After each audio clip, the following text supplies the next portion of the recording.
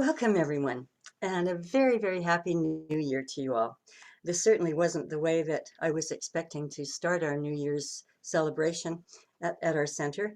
I thought we would be there in person, and I flew in on Friday night, having been with my family over Christmas.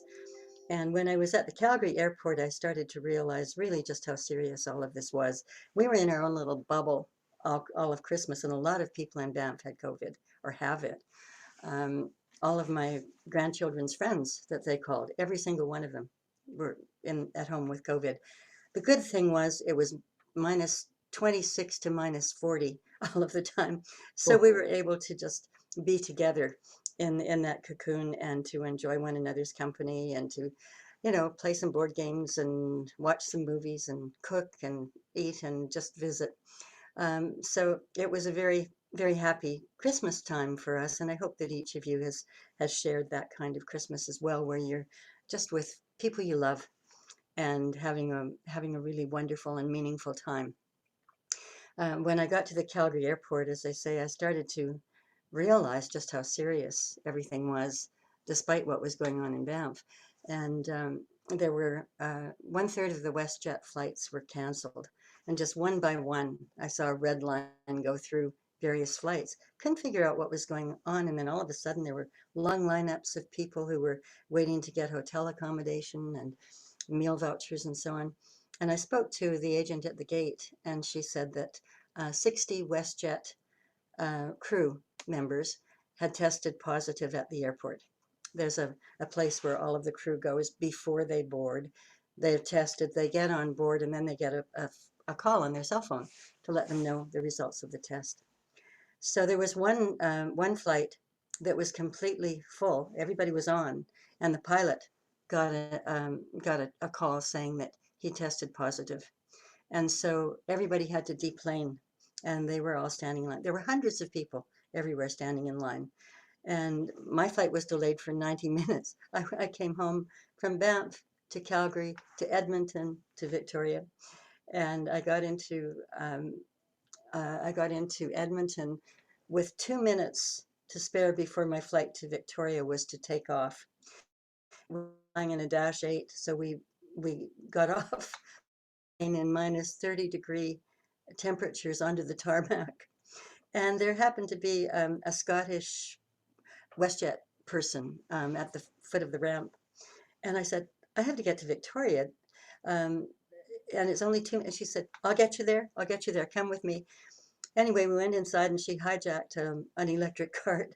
And she said, I'm not really experienced with this, but you just turn on the key and you go. And so we were racing through the airport. She was just saying, out of the way. And I was laughing all the way to the gate. I was the last person to board, and I was the only one of the 9 people who were going on to Victoria who managed to get on the flight.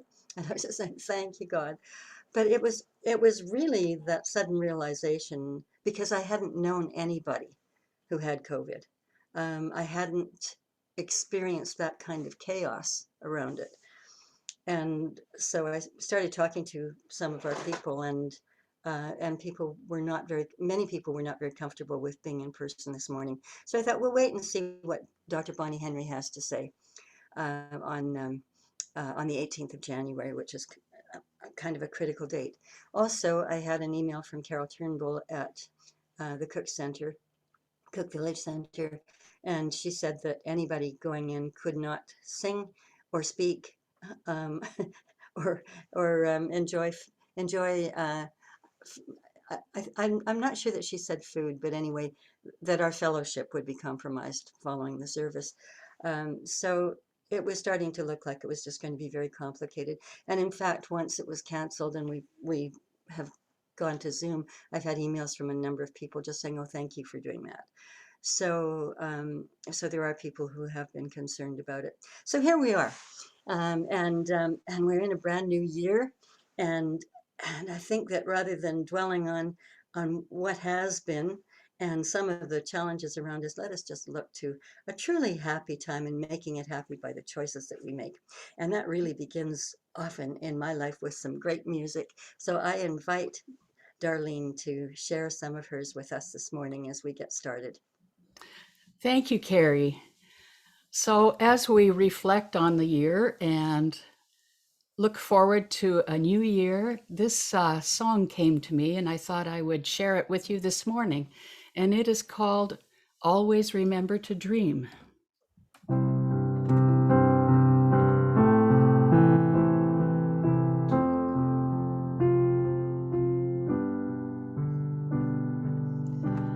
What would it be like to take out your dreams and dust off the cobwebs again? What would it be like to play in your dreams and ride on the wind again? What would it be like to laugh again? What would it be like to dance again? What would it be like if you could only start to dream again? Dream your dreams, hope your hopes. Look around you and see.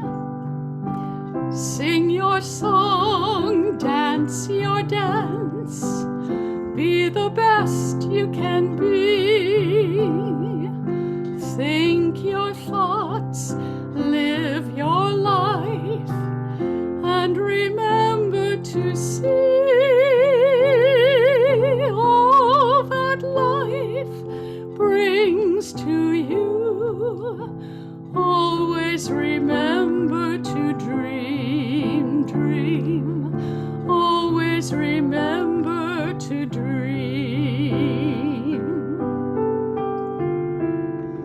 Dream your dreams, share your joy, and be true to your heart. Cry your tears, smile your smiles, tie your dreams to a star.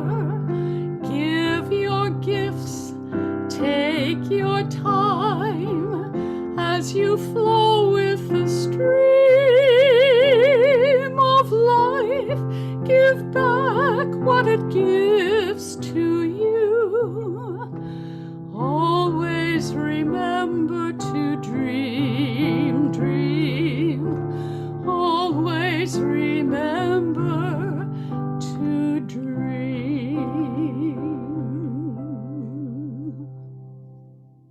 Oh, thank you, Darlene. That was really, really beautiful. I haven't heard that song before, and it's so appropriate for a brand new year. You're welcome. So here we are, 2022, hard to believe. And it's just such a joy to see your faces on the screen, to see your photographs for those of you who have them up there. And I'm really happy to welcome you here today. And I'd like to invite you to just go in the silence for a moment as we go into an opening treatment.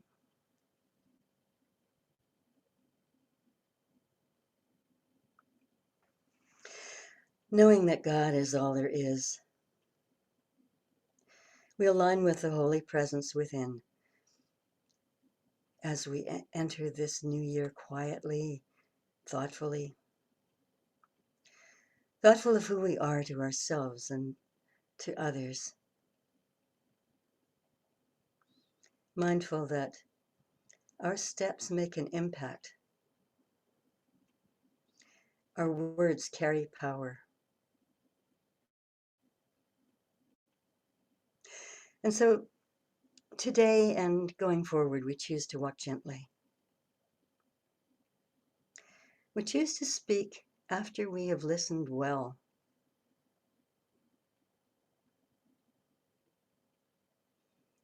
Beloved God, creator of all life, with you, we go forward in this new year reverently, aware that you have endowed every creature and plant, every person and habitat with beauty and purpose.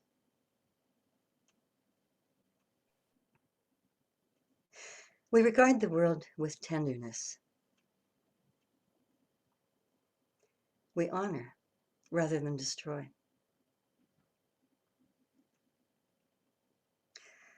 Lover of all souls, with you, we go forward in this new year joyfully, willing to laugh and dance and dream, remembering our many gifts with thanks. And we look forward to blessings yet to come. We so welcome your lavish love.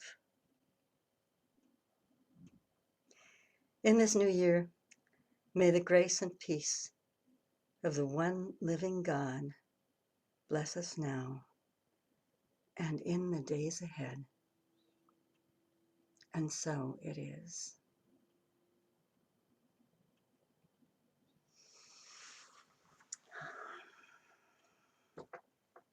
I don't know about you, but New Year's Eve, I think especially because I was traveling, I wasn't feeling so much like it was New Year's because there wasn't a big celebration going on, except I was celebrating the fact that I actually made it home that night, although it was very late.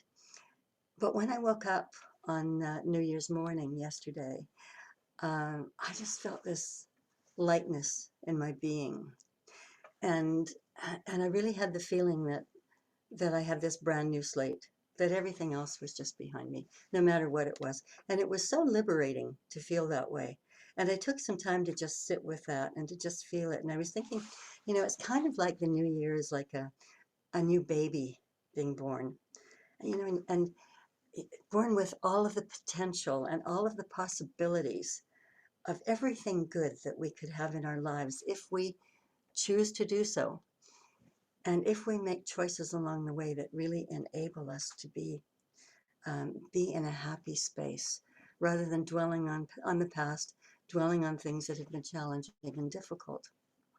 And so we really need to approach the year with care and with commitment and with a kind of tenderness and with a loving heart. And the question is, are our hearts going to be wide open? Are they open now, and will they stay open during this year? Or are we going to get into habits of criticism and judgment and sadness and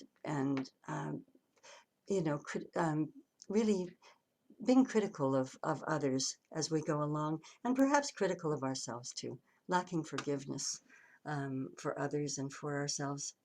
We have a choice that we can make. Now, typically on this Sunday, I would be doing I was going to do a burning bowl ceremony, first of all. And for those of you who haven't experienced that, that's where you write on a piece of flash paper what you want to leave behind. And that flash paper, when touched to a flame, just totally evaporates.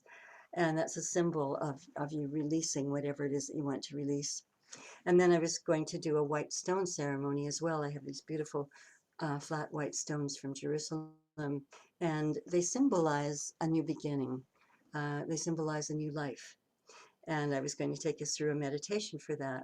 So I will save those things for when we're all together, in person. But I suggest that during the time ahead, that you think about the things that you want to release.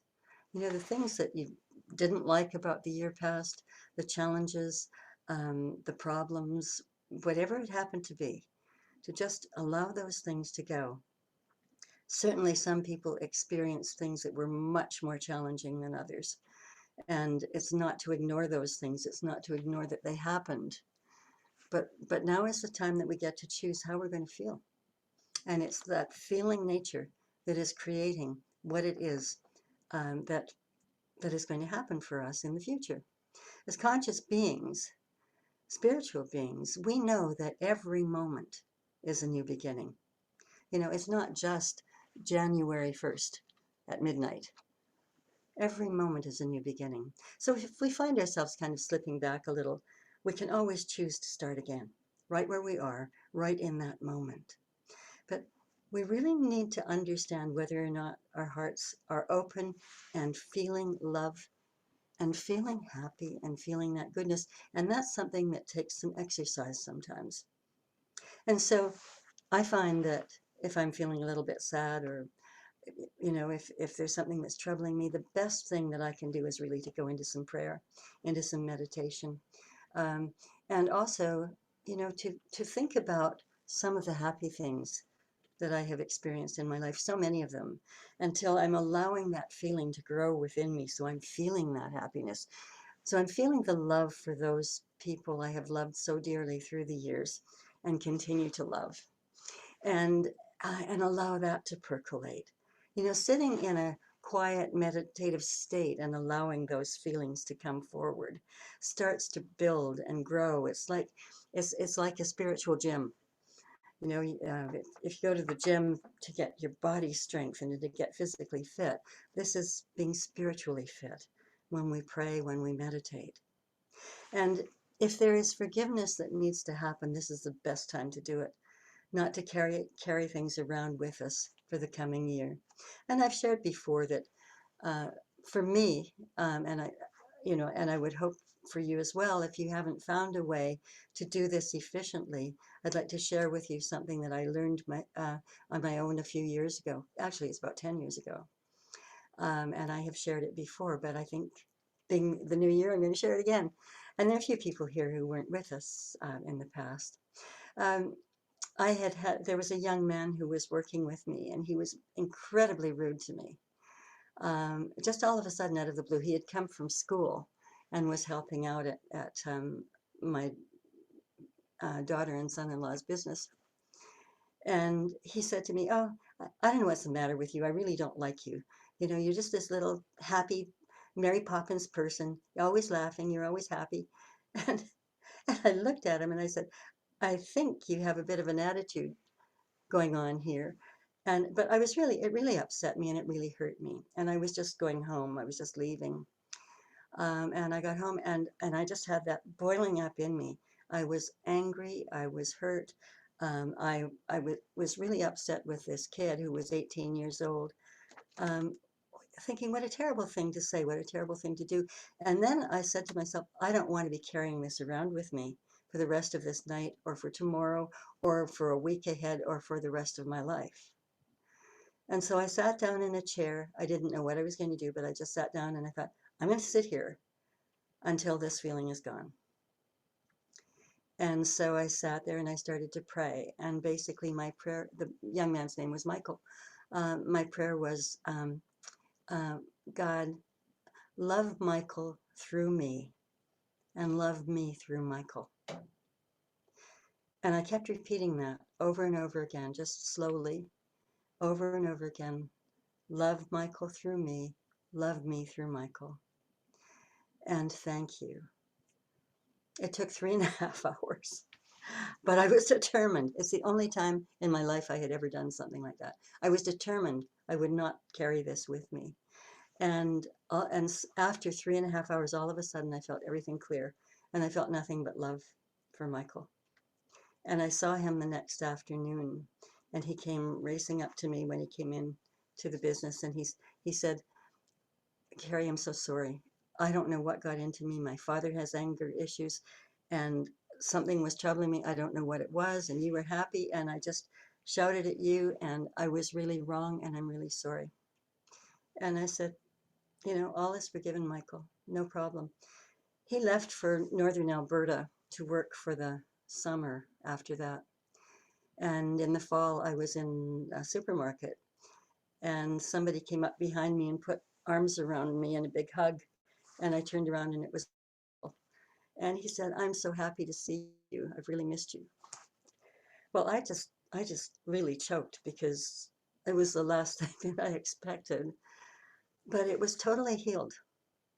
And so I've used that since. I've used that technique in other ways. If there are people that I feel, don't like me, or don't respond to me in a way that I might like, I basically just include them in my daily prayers every day. I bless this person with good health, with happiness, and with prosperity. And what I've found is that after a couple of months, all of a sudden, all of that's gone away. And it's gone away because I changed. And when I changed, things around me change. And that's something that we need to remember. When we change negative things within us, then we reflect something different to the world at a cosmic level.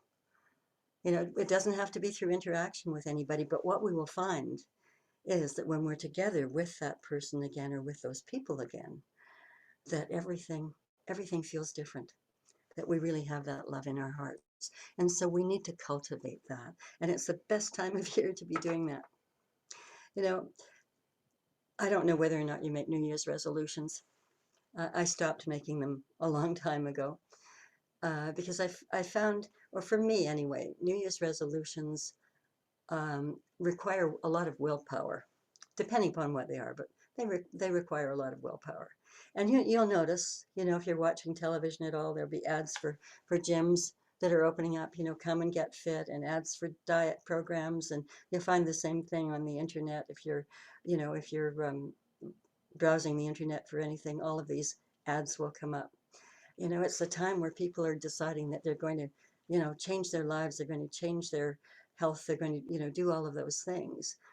And so what happens typically, I spoke to an owner of a gym a few years ago, and she said, oh, 1st of January, we are overwhelmed with business, and by the 1st of March, everybody's gone, except the older group that was there before, that are always committed to it.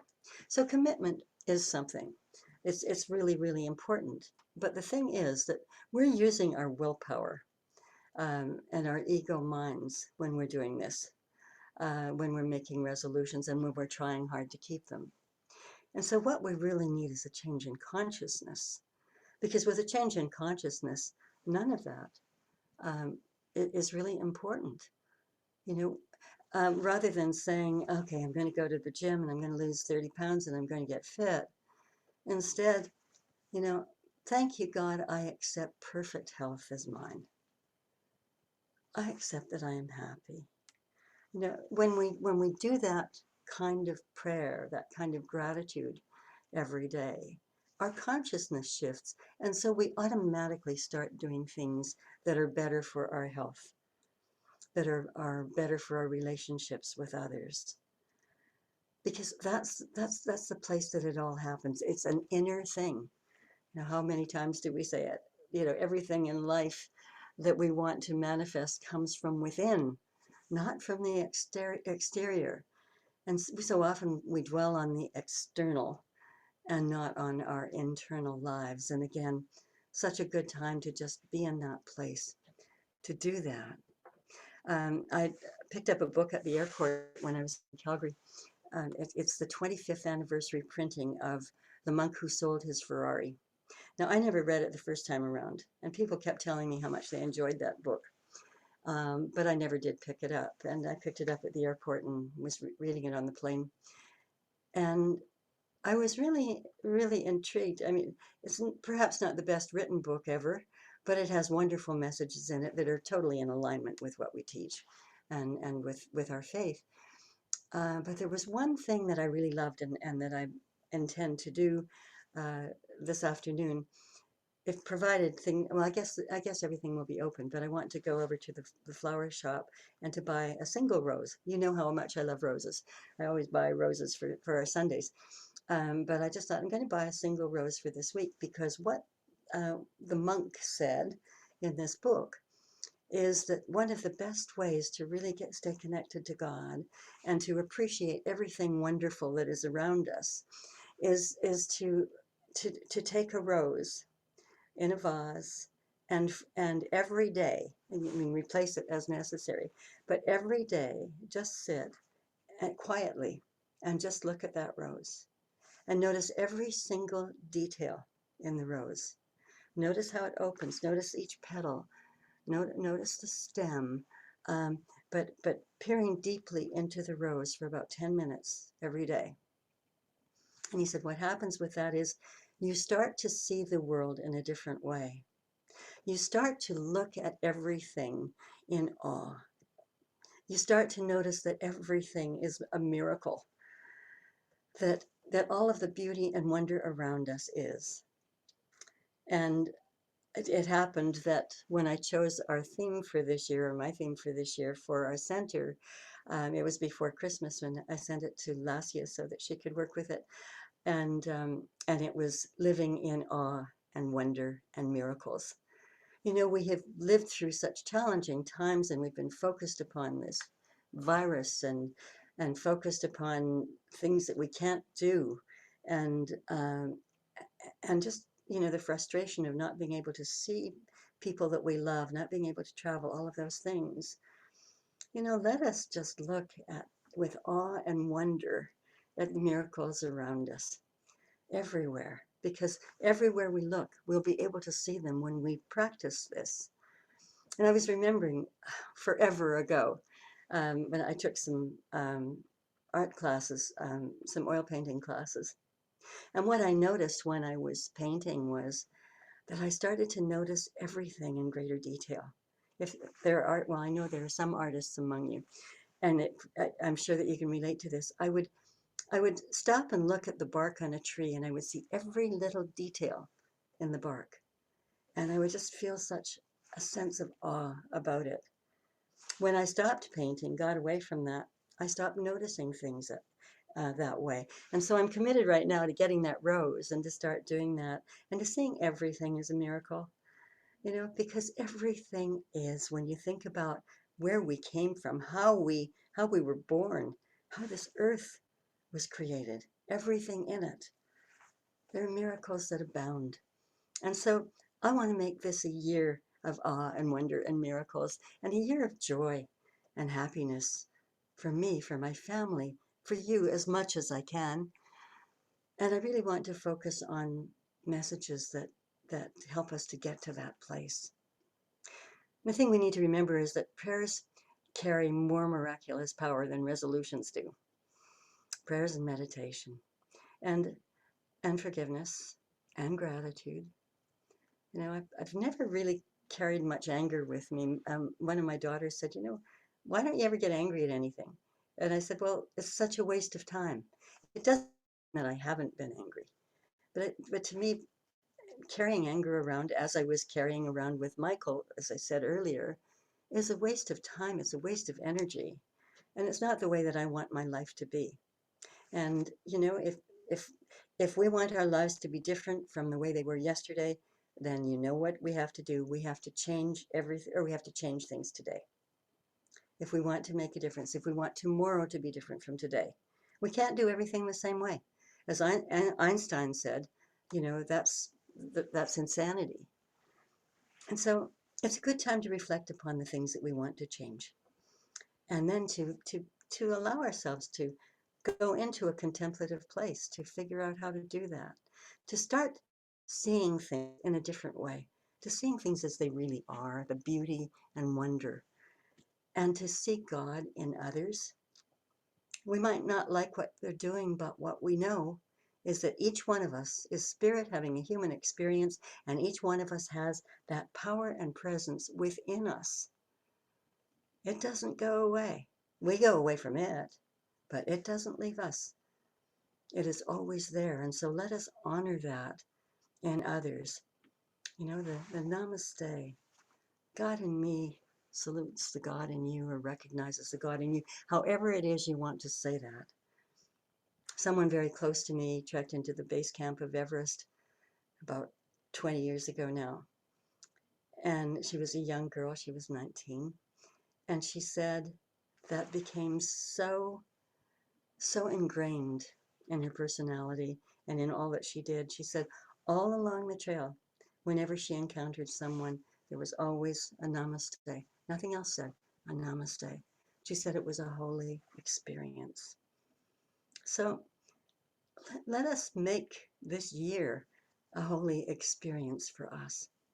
Ernest Holmes said that we are born to be happy. I'm going to read precisely what he said. We're born to be happy, to be abundantly supplied with every good thing, to have fun with living, to consciously unite with the divine power that is around us and within us, and to grow and expand forever. The door is always open to those who will enter. We have the power to choose, to think about how we want our lives to be tomorrow, next week, next month, and the year beyond. There's a formula. Presence, perspective, and gratitude equal happiness, joy, and fulfillment.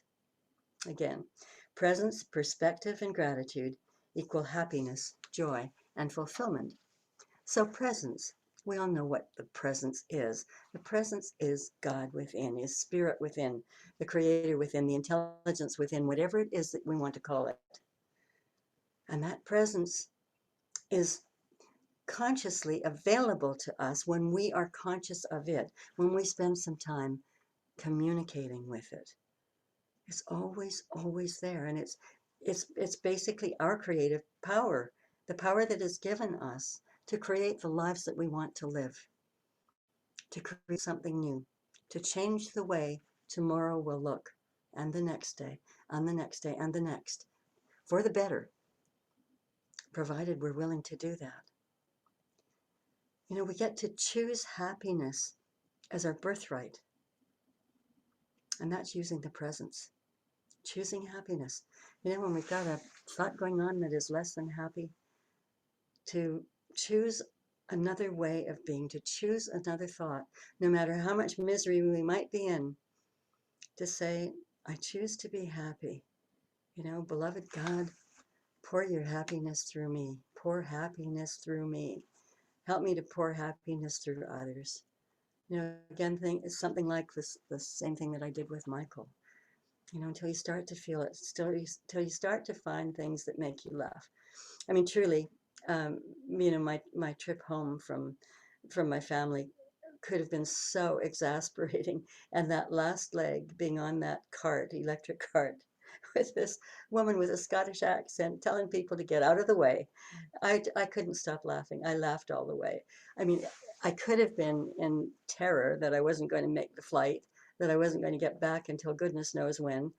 And when I thought about not getting back, I thought, well, at least I'll be put up in a nice hotel and I'll be fed, and I'll get home eventually, and you know, we'll figure out how we're going to do Sunday if I don't get back.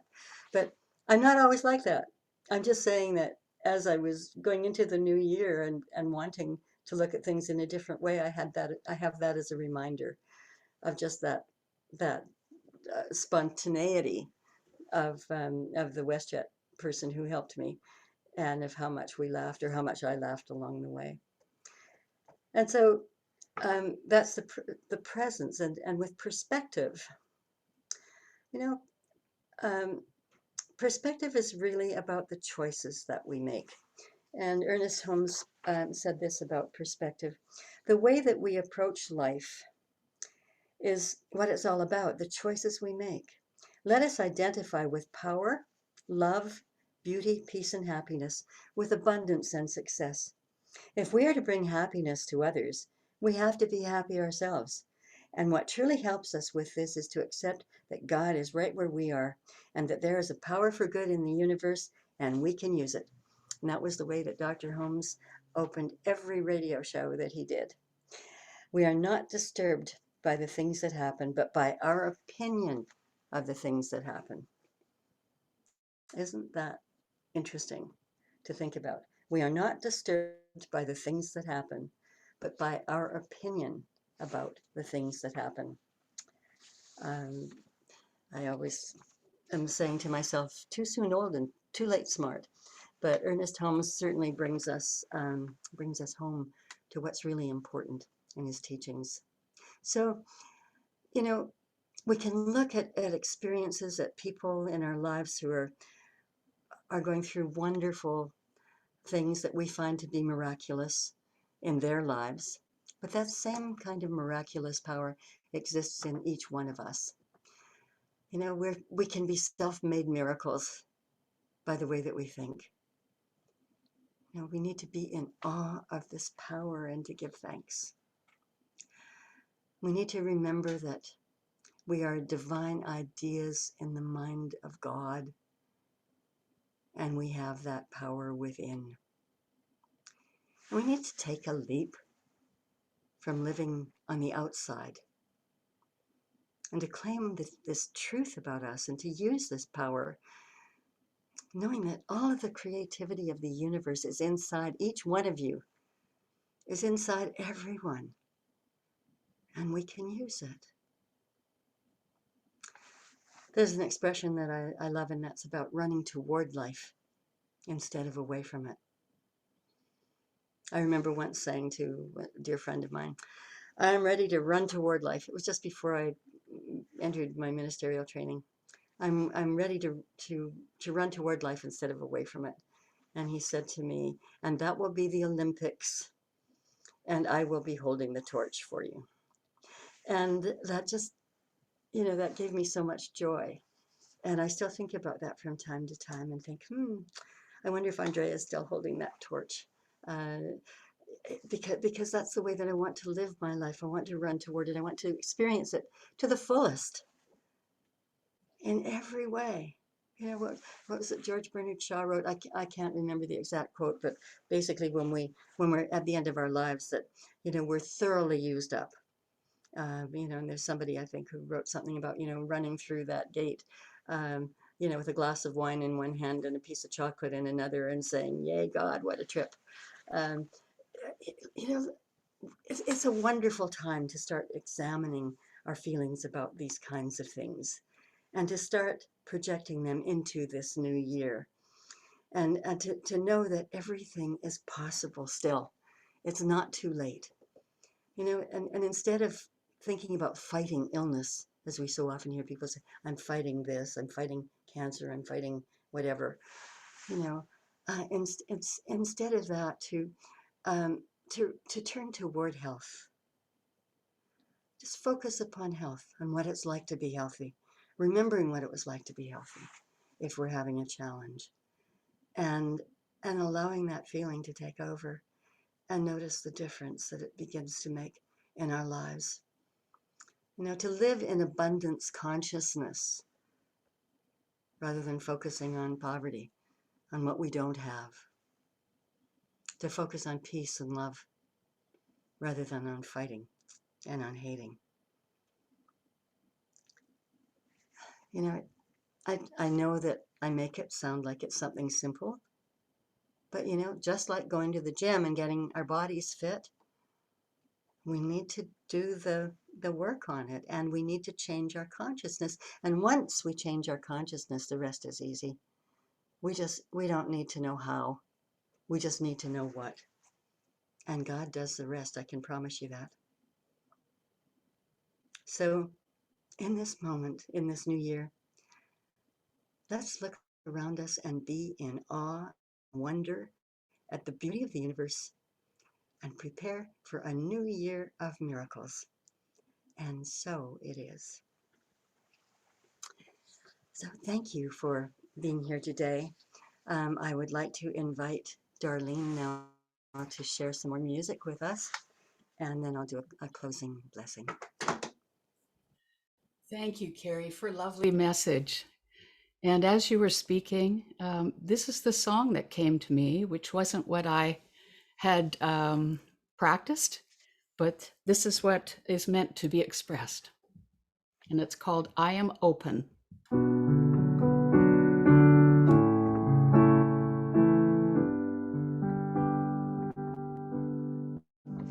I am open to the possibility. I am open to the possibility of a life that is meant to be lived by me.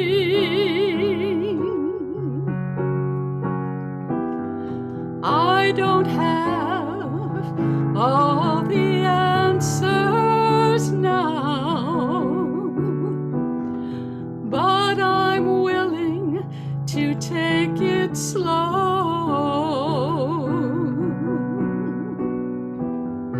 I believe that something is calling me where the path will lead. I don't know.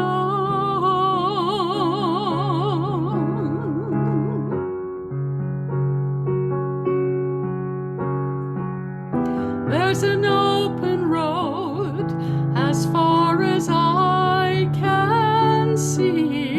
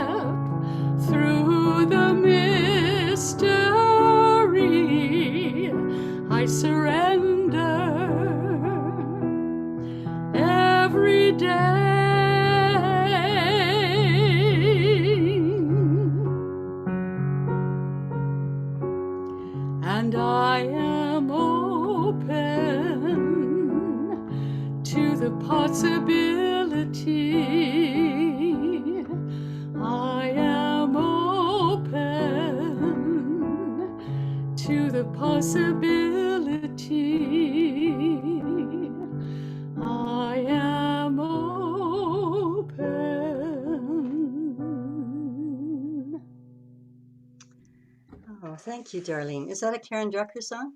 Yes. Yeah, it sounds like Karen Drucker. Thank you so much for Oh, sharing you're that. welcome. Isn't it wonderful how the right thing just always percolates? It does. So I just invite you now to uh, close your eyes for a moment, just go within again, just focusing on the sacred part of our journeys together.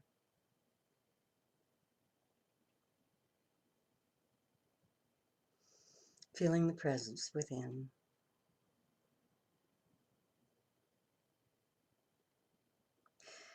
And may this new year be one of joy and abundance and goodwill, and peaceful awakenings, graceful journeys. May we have the courage to look for the blessing in every moment and the audacity to celebrate it. May compassion reign in our hearts and kindness ring through every word.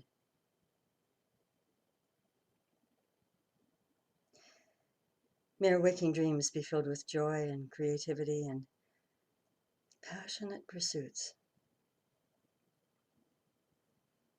And may our hearts and minds be joined as one, each one of us unified within and so without, with each and every one of us.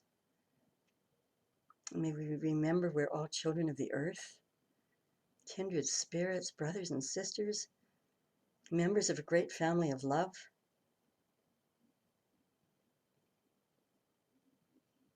And let us choose love over fear, and unity and harmony over separation and discord.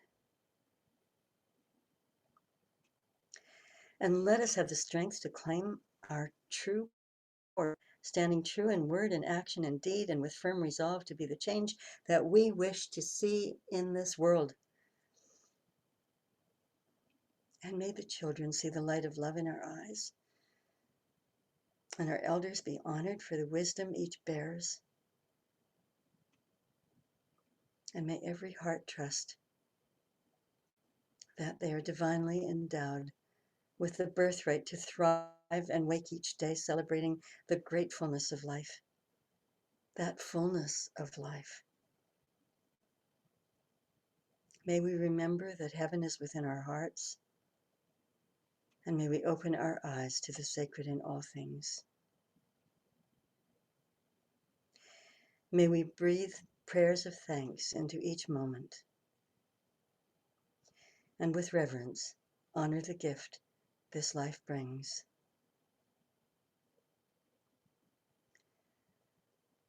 This is our prayer. We give thanks. It is done. And so it is.